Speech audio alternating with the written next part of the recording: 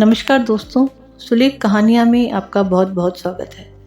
आज मैं लेकर आई हूँ मुंशी प्रेमचंद जी की लिखी हुई कहानी, जिसका शीर्षक है रामलीला। इधर एक मुद्दत से रामलीला देखने नहीं गया। बंदरों के भद्दे चेहरे लगाए, आधी टांगों का पजामा और काले रंग का ऊंचा कुर्ता पहने आदमियों को दौड़ते हू हू करते देखकर अब हंसी आती है, मज़ा नहीं आता। काशी की लीला जगत विख्यात है, सुना है लोग दूर दूर से देखने आते हैं। मैं भी बड़े शौक से गया, पर मुझे तो वहाँ की लीला और किसी ब्रज देहात की लीला में कोई अंतर न दिखाई दिया। हाँ, रामनगर की लीला में कुछ साज सामान अच्छे हैं। राक्षसों और बंदरों के चेहरे पीतल के हैं, गदाएं भी पीतल की हैं।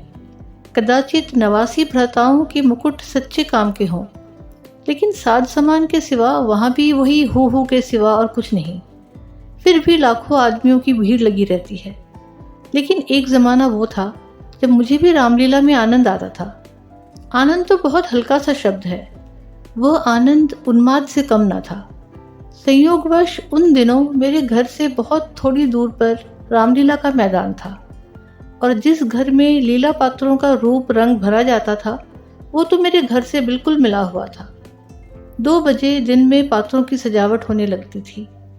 मैं दोपहर ही से वहां जा बैठता और जिस उत्साह से दौड़ दौड़ कर छोटे मोटे काम करता, उस उत्साह से तो आज अपनी पेंशन लेने भी नहीं जाता। एक कोठरी में राजकुमारी का श्रृंगार होता था। उसकी देह में रामरज पीसकर पोती जाती, मुंह पर पाउडर लगाया जाता और पाउडर के ऊपर लाल हरे नीले रंग की बंदूकियां लगाई जाती थी। सारा माथा, भौहें, गाल, ठोड़ी बंदूकियों से रच उठती थी। एक ही आदमी इस काम में कुशल था। वही बारी बारी से तीनों पात्रों का श्रृंगार करता था।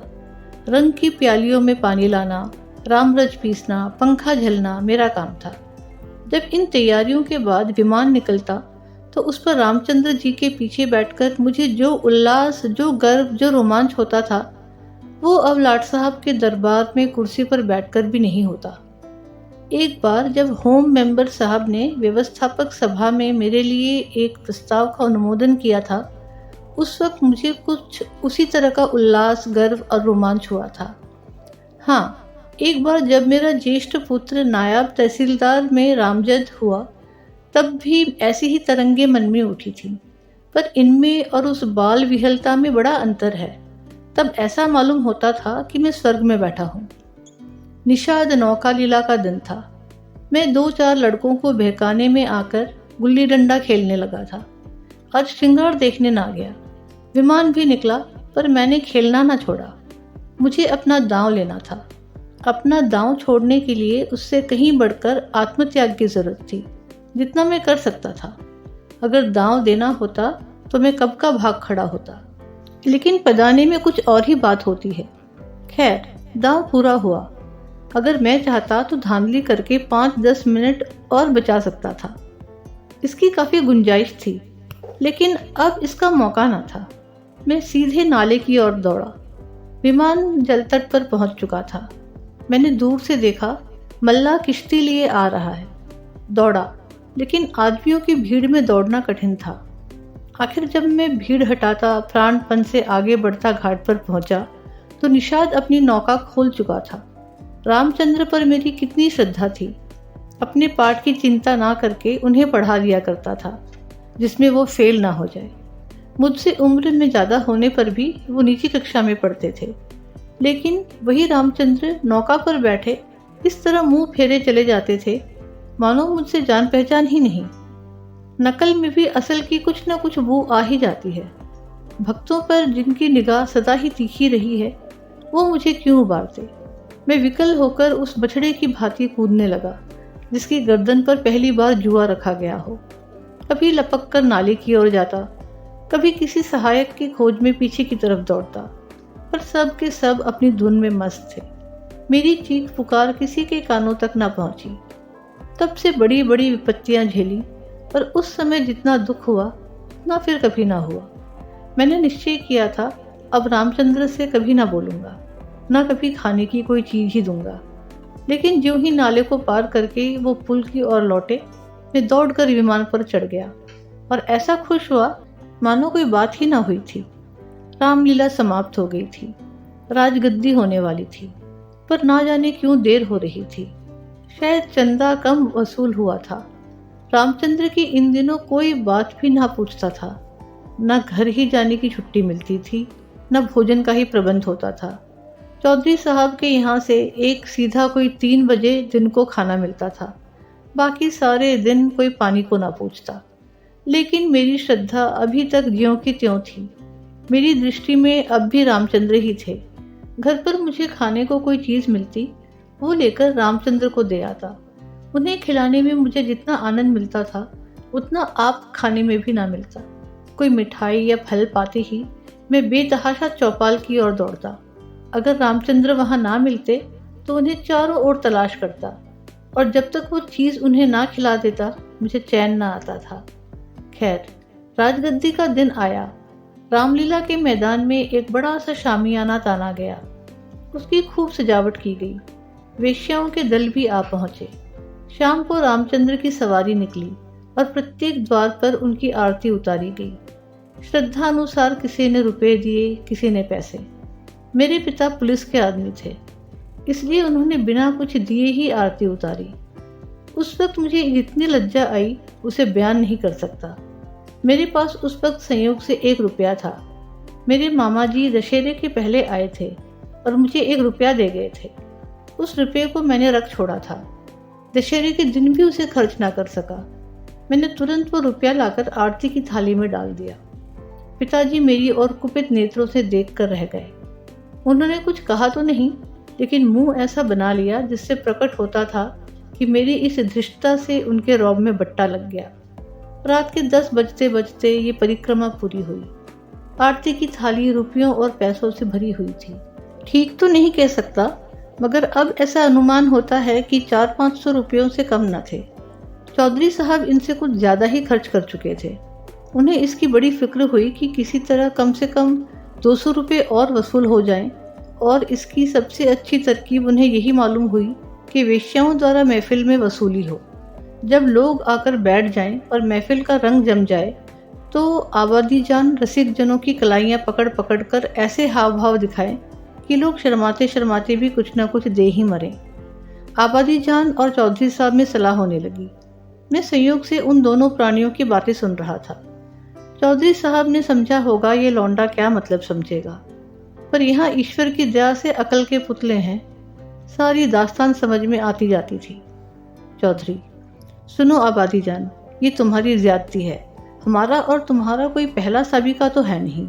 ईश्वर ने चाहा तो यहाँ हमेशा तुम्हारा आना जाना लगा रहेगा। अब की चंदा बहुत कम आया है, नहीं तो मैं तुमसे इतना इसरार ना करता। आबादी: आप मुझसे भी जमींदारी चाले चलते हैं, क्यों? मगर यहाँ हुजूर की दाल न गलेगी। वाह, रुपये तो मैं वसूल करूं और मूछों पर ताव आप दें। कमाई का अच्छा ढंग निकाला है। इस कमाई से तो वाकई आप थोड़े दिनों में राजा हो जाएंगे। उसके सामने जमींदारी झक मारेगी। बस कल ही से एक चकला खोल दीजिए, खुदा की कसम माला माल हो जाइएगा। चौधरी: तुम दिल लगी करती हो और यहाँ काफिया तंग हो रहा है। आबादी: तो आप भी तो मुझी से उस्तादी करते हो। यहाँ आप जैसे काइयों को रोज उंगली पर नचाती हूँ। चौधरी: आखिर तुम्हारी मंशा क्या है? आबादी: जो कुछ वसूल करूं उसमें आधा मेरा आधा आपका। लाइए, हाथ मारिए। चौधरी: यही सही। आबादी: अच्छा, तो पहले आप मेरे 100 रुपये गिन दीजिए, पीछे से आप अलसेट करने लगेंगे। चौधरी: वाह, वो भी लोगी और ये भी। आबादी: अच्छा, तो क्या आप समझते थे कि आपकी उजरत छोड़ दूंगी? वह रही आपकी समझ। खूब, क्यों ना हो। दीवाना बकारे दरवेश होशियार। चौधरी: तो क्या तुमने दोहरी फीस लेने की ठानी है? आबादी: अगर आपको 100 दफ़े गरज हो तो, वरना मेरे 100 रुपये तो कहीं गए ही नहीं। मुझे क्या कुत्तों ने काटा है जो लोगों की जेब में हाथ डालती फिरूं? चौधरी की एक न चली। आबादी के सामने दबना पड़ा। नाच शुरू हुआ। आबादी जान बला की शौक औरत थी। एक तो कमसिन, उस पर हसीन, और उसकी अदाएं तो इस गजब की थी कि मेरी तबीयत भी मस्त हुई जाती थी। आदमियों को पहचानने का गुण भी उसमें कुछ कम न था। जिसके सामने बैठ गई उससे कुछ ना कुछ ले ही लिया। 5 रुपये से कम तो शायद ही किसी ने दिए हों। पिताजी के सामने भी वो बैठी। मैं मारे शर्म के गड़ गया। जब उसने उनकी कलाई पकड़ी तो मैं सहम उठा। मुझे यकीन था कि पिताजी उसका हाथ झटक देंगे और शायद दुत्कार भी दे, किंतु ये क्या हो रहा है? ईश्वर, मेरी आंखें धोखा तो नहीं खा रही हैं? पिताजी मूंछों में हंस रहे थे। ऐसी मृदु हंसी उनके चेहरे पर मैंने कभी नहीं देखी थी। उनकी आंखों से अनुराग टपका पड़ता था। उनका एक एक रोम पुलकित हो रहा था। मगर ईश्वर ने मेरी लाज रख ली। वो देखो, उन्होंने धीरे से आबादी के कोमल हाथों से अपनी कलाई छुड़ा ली। अरे, ये फिर क्या हुआ? आबादी तो उनके गले में बाहें डाले देती है। अब पिताजी उसे जरूर पीटेंगे। चुड़ैल को जरा भी शर्म नहीं। एक महाशय ने मुस्कुराकर कहा, यहाँ तुम्हारी दाल न गलेगी आबादी जान, और दरवाजा देखो। बात तो इन महाशय ने मेरे मन की कही और बहुत ही उचित कही, लेकिन ना जाने क्यों पिताजी ने उसकी ओर कुपित नेत्रों से देखा और मूंछों पर ताव दिया।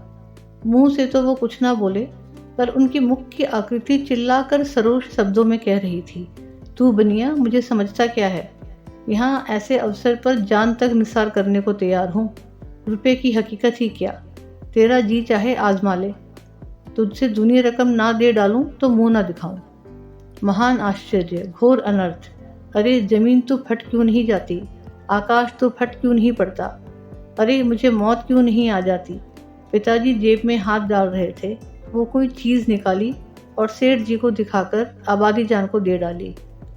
ये तो अशरफी है। चारों ओर तालियां बजने लगी। सेठ जी उल्लू बन गए या पिताजी ने मुंह की खाई, इसका निश्चय मैं नहीं कर सकता। मैंने केवल इतना देखा कि पिताजी ने एक अशरफी निकालकर आबादी जान को दी। उनकी आंखों में इस समय इतना गर्वयुक्त उल्लास था, मानो उन्होंने हातिम की कब्र पर लात मारी हो। यही पिताजी हैं जिन्होंने मुझे आरती में 1 रुपया डालते देखकर मेरी ओर इस तरह से देखा था, मानो मुझे फाड़ ही खाएंगे।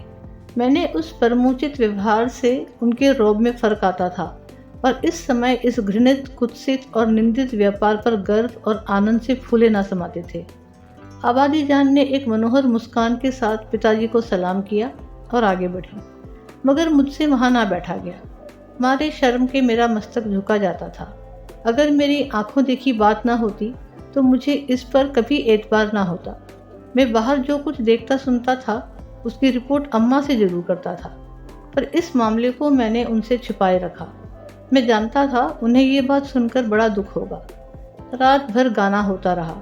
तबले की धमक मेरे कानों में आ रही थी। जी चाहता था चलकर देखूं, पर साहस न होता था। मैं किसी को मुंह कैसे दिखाऊंगा?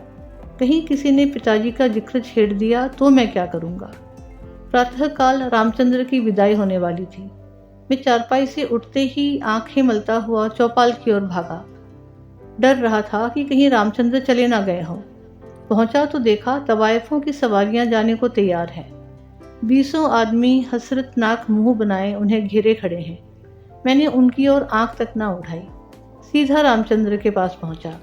लक्ष्मण और सीता बैठे रो रहे थे और रामचंद्र खड़े कांधों पर लुटिया डोर डाले उन्हें समझा रहे थे।